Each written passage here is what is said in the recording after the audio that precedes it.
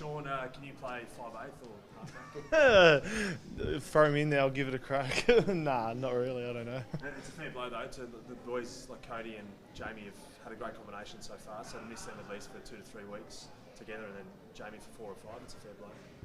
Yeah, like you said, it is a pretty tough blow, but I think you've seen from the weekend, Bud and I think it was Latrell in the end stepped up in there. They did a pretty good job, so I guess whoever's going to step in there come Saturday is going to do a good job for us, I think.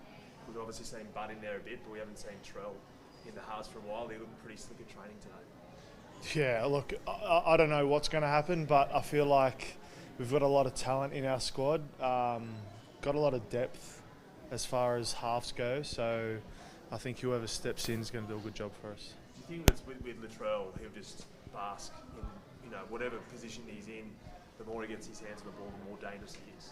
Yeah, I think you've seen, a couple in the first half didn't go his way, but then he won the game for us in the end. So I think with Latrell, you just let him do his thing, trust him, and he backs himself and we back him. So whatever he does is usually going to be a good thing.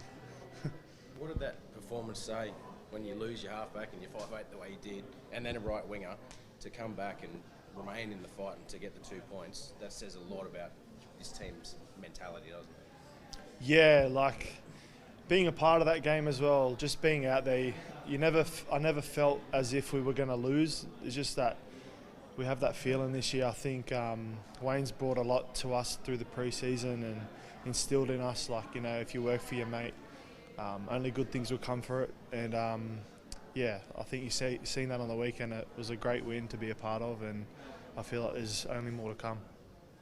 It's a 4-1 start to the year. You've been playing decent minutes yourself. You must be happy with your form.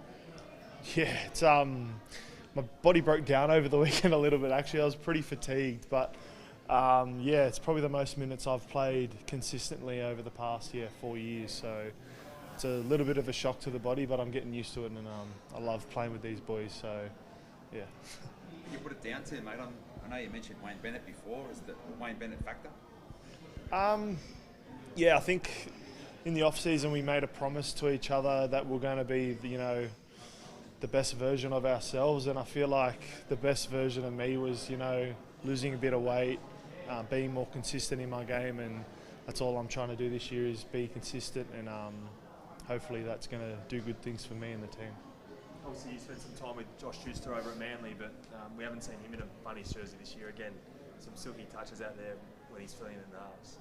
Yeah, he just said to me after training, he goes, I forgot what a rugby league football felt like. So it's good to see him out there. I played outside of him at Manly too a couple of times. I think when he gets out there, he just needs to get out there first. But when he does, he's going to do something special. He's a very special talent.